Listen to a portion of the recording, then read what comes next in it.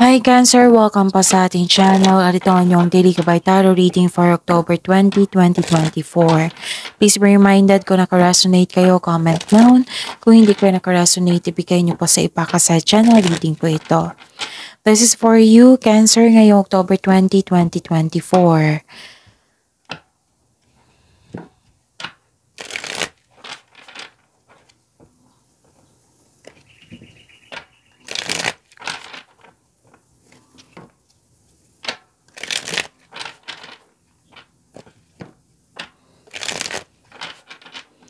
Para po ito sa inyong Cancer ngayong October 20, 2024. Maraming salamat po sa inyong patuloy na suporta at maraming salamat din po sa mga hindi nag-skip ng ads.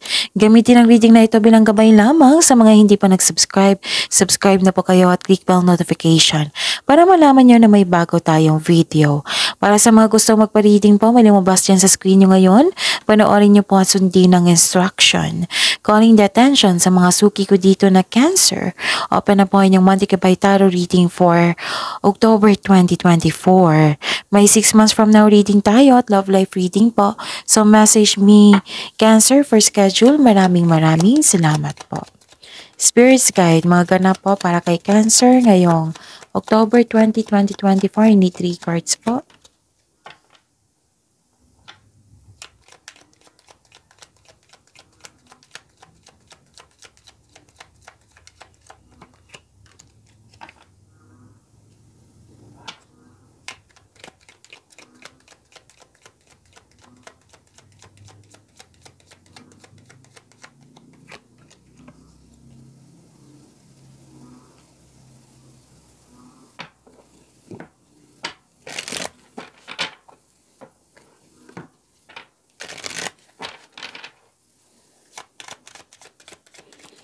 Spirits Guide, mga ganap po para kay Cancer, mga mensahe po para kay Cancer ngayong October 20, 2024. I need 2 cards.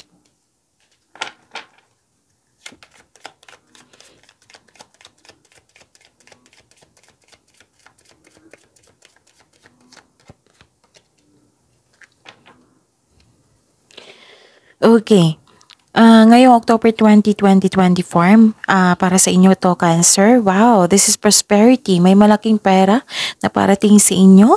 Oo, Cancer, cash flow, maraming transaction, customer, kliyente, proyekto. Yes, pwede din itong pera na ito galing sa isang malayong lugar. So, prosperity ha? Oo, 2 card na po nagsabi dito na may parating sa inyo na malaking pera. Pwedeng cheque, pwedeng cash. Okay. Nakikita ko rin dito na may matanggap kayong news or information. Nakikita ko rin dito na malaman mo yung totoong intensyon ng isang tao sa iyo. Oo, pwedeng may nangligaw talaga, may nangligaw or nagparamdam sa inyo tapos nalaman mo yung totoong intensyon niya sa iyo. Nakikita ko rin dito na love is blooming, may romance, attraction, affection. Yes. Okay, yung mensahe, new growth and potential is on the horizon. Reach out and embrace it. And I consider this is growth, expansion, pwedeng new beginning din. So it's time to embrace it. And pay attention, a powerful message is being communicated to you now. So mag-connect kayo sa inyong intuition kasi may mensahe po daw. Powerful mensahe, powerful message is being communicated to you now. Kung hindi nyo alam kung paano mag-connect sa inyong intuition, then i-search nyo sa Google. Kasi maraming paraan yan. Oo, maraming ways. Sa intuition pala, siya yung magsasabi kung ano yung mensahe galing sa universe, kung ano yung next action mo, kung ano yung anong tawag nito? Kung sino yung taong hindi totoo sa inyo, kung siya yung magtuturo sa right path patungo sa success. Okay? Yun.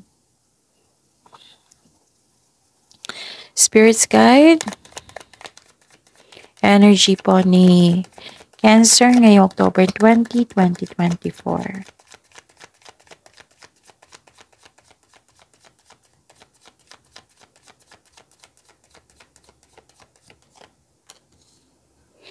The clarification of this card po.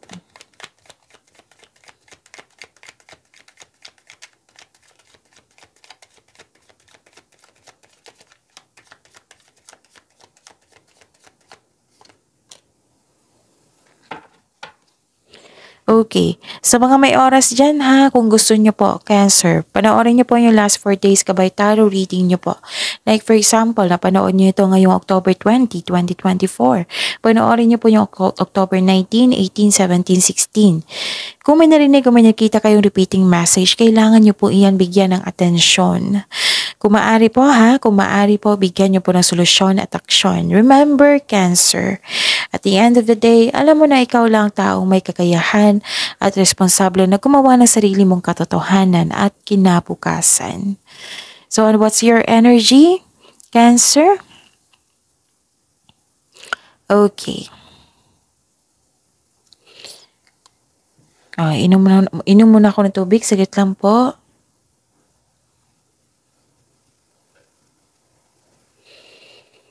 Okay. Nakikita ko dito na umiwas po daw kayo sa mahilig sa party, mahilig sa alak. Kasi ma-drain yung energy mo dito. Umiwas din kayo sa grupo ng tao kasi nakikita ko dito na may gossip, yung laman ka ng usapan. Oo. Pero alam mo to kasi magkakaroon siya ng boundary issues. Pero ang salbahe ng mga taong to kasi parang trip lang nila. Oo. Parang wala silang magawa sa buhay kundi manira ng ibang tao. Oo. So, umiwas talaga sa grupo ng tao. At saka, may nakita rin ako ditong taong nakipag-inuman, nakipag-flirt, na magkakaroon ng affair. So, this is a warning kasi may temptation ako nakita dito. Okay? Pwedeng concern ito sa'yo or may concern ka sa tao na ganyan yung mga nangyari. Okay? Lalo na sa kumita dito ha, kasi this is temptation kasi. So, iwas na lang tayo sa problema kasi alam na natin problema yan. Basta affair or na affair. Magkakaroon ng affair kasi. So, kung pwede lang po. Kasi the most important thing to do is mag-iwas na lang. Mag-iwas na lang sa mga temptation na yan. Umiwas sa mga toxic na tao. Umiwas sa bisyo. Umiwas sa itong makaka-drain ng energy nyo. So, know your worth, protect your inner peace. Yan yung pinaka-importante. At ito yung dahilan kung bakit tayo andito. To have inner peace, right? So, accept and move forward towards your goal. Okay? May nagkasundo dito ng dalawang tao. Okay. So this is a clarification of your card here. Pwedeng kakasagot mo lang sa kanya or nagustuhan mo siya, nagkagustuhan kayo. Oo, pwedeng nakilala mo siya na magaan ang loob mo sa kanya. Nagkaroon ng inspiration dito, nagkaroon ng alignment, nagkaroon ng relasyon, nagkaroon ng motivation. Okay? And nagkaroon ng commitment, nagkaroon ng pagkakaisa.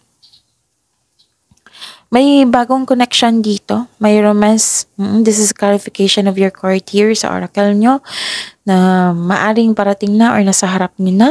Sa mga may relasyon sa buhay mag-asawa, the couple is divinely guided. Oo. So, yun. Nagkaroon ng self-love dito, panahon sa sarili. May nagkagustuhan talaga dito. Pero mag-ingat talaga sa meron kasing ganap dito. Alamin niyo muna kung totoo bang single yung taong yan. Kasi may nakita talaga ako ditong affair na hindi maganda ang intention. Yes. Okay? So, yun. Spirit's Guide. Career and money po ni Cancer. Ngayong October 20, 2024.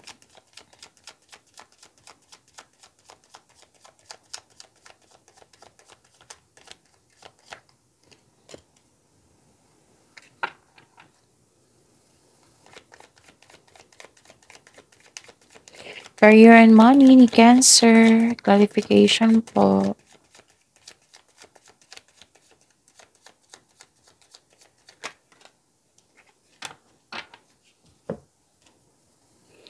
Okay, sa career and money.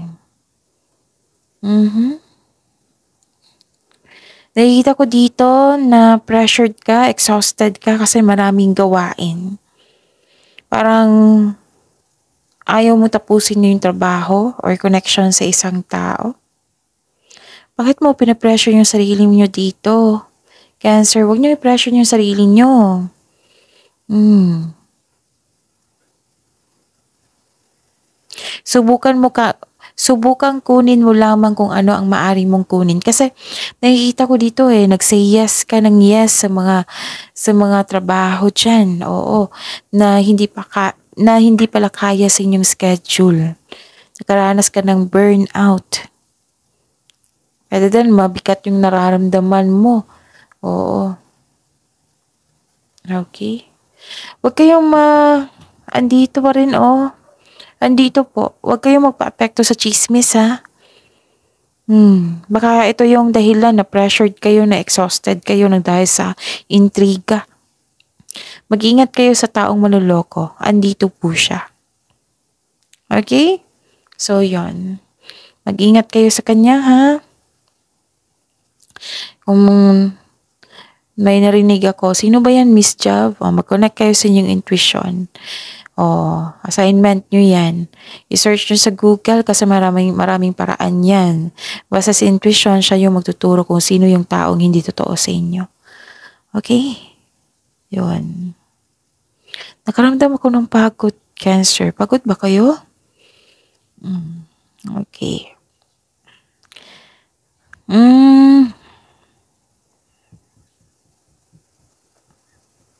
Ang ilan sa inyo dito, you are earning money as a teacher. Kita ko dito ang lakas ng energy. And some of you na nag-decide dito na mag-study, balik-aral. Like for example, nag-self-study kayo or nag-training kayo or nag-seminar or nagpa-enroll talaga sa school para ma-develop nyo yung skills nyo or hobbies nyo na magagamit nyo sa pag-angat. Ano to may gagawin kayo. Like for example mag-board exam kayo para umangat. Traditional career path yan masteral or board exam. Para magkaroon ka ng traditional career path or moving up to the ladder of success. May ganap na ganyan. Tradition. Cancer, may sabi dito ang card nyo po na babala po sa palaging masyadong mabait. Kasi nakita ko dito nag-take advantage yung mga tao sa inyong kabaitan. So, inaabuso yung kabaitan nyo, Cancer. May salbahe talaga, Cancer, no? So, umiwas kayo sa kanila, Cancer. Maaaring nainggit yan sila. Maaaring sila yung nagtutol ng tutol sa iyo para hindi ka umangat. Ang salbahin nila. So, yun, magtiwala sa inyong sarili, huwag kayong mapanghinaan ng loob. As long na nagtiwala kayo sa sarili, go for it. Huwag kayong mapapekto sa kanila lalo na sa chismis. Spirit's Guide, love life, self-love, partnership, and romance, the Cancer. And the clarification of this card po.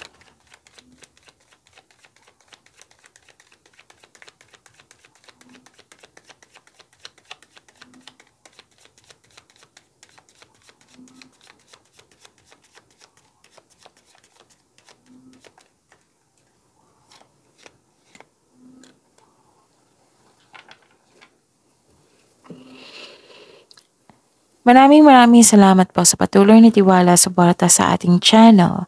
At maraming salamat din po sa mga hindi nag-skip ng ads. May lumabas dyan sa screen nyo ngayon, panoorin nyo po. Kung gusto nyo pong iyan, then follow instruction. Nagpasya kayo dito, naging honest kayo sa inyong sarili. May kapareha kang trustworthy, matalino, who chooses reason over emotion. Pwedeng ito para sa mga single na parating sa inyo. Pwede din partner nyo ito. Actually, pwedeng, okay. Pwede din kayo ito kasi this is your card also. Okay? Maaring yung sa mga single dito, maaring ang inyong parating na partner is a water sign, Cancer, Pisces, Scorpio, or air signs, Gemini, Libra, and Aquarius. Ang alakas ng dito, energy ng isang single parent. Maaring may parating sa inyo na love life po. Yes. Oo, para sa mga naghahanap dyan. Oo, habang hinihintay mo ito, i-prepare nyo yung sarili nyo. Kaya lagaan yung sarili nyo, improve yourself, and love yourself more. Oo.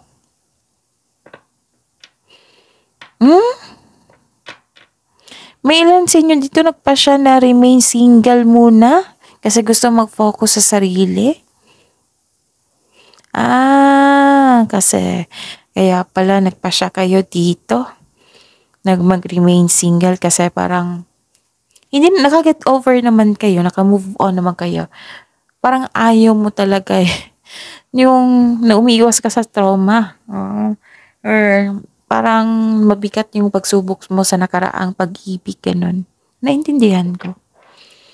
So, yun. So, the advice is this is not forever. You're learning important things about yourself to bring into your next relationship. Meron talaga nakatadhana sa inyo, Cancer. Alakas ng single parent dito. Alakas ng energy nila. At saka, nagsaset ka talaga ng boundaries dito.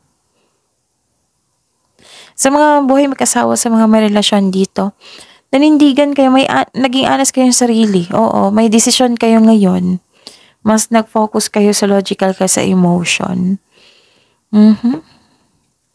Parang may kausap ka dito na isang favorite person mo, nag-uusap kayo. Okay. Ano pa?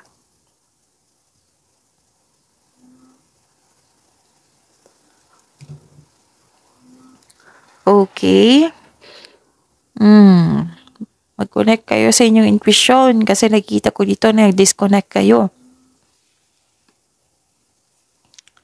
Okay. Nakita ko dito may hidden motives. Okay. May sabi ang card niyo dito, mag-connect kayo sa inyong intuition talaga. Kasi may taong hindi totoo dito. Ini-ignore mo lang. Ini-ignore mo yung mga hindi magandang gawain ng isang tao. Parang ayaw mo ng gulo. Pero ang sabi ng card dito, huwag niyo po daw iwasan. Kasi kung iwasan niyo to, mas lalaki siya. Connect po daw kayo sa inyong intuition. And stop overthinking. Stop overanalyzing, Cancer. Instead na magtiwala ka sa inyong sarili. Okay? Magtiwala sa inyong sarili. Parang kailangan mo ng kausap talaga dito. So go ahead. Piliin niyo po yung mga taong very genuine na handang makinig sa iyo. Okay? May nangyari talaga na hindi mo alam. Basta alam ko dito na may taong hindi totoo sa inyo. May hidden motives. Nako-confuse ka kasi pinipigilan ka na inyong intuition. Kaya kung mag-connect kayo sa inyong intuition. Sino ba to, Miss Jav? Mag-connect kayo sa inyong intuition para malaman nyo kung sino iyan. I-stop nyo muna yung overthinking na yan. Kasi overthinking can steal your happiness, opportunities, and nakaka-drain din ng energy yan. Okay? So, may nangyari po. Actually, alam mo to Parang dinideny mo lang.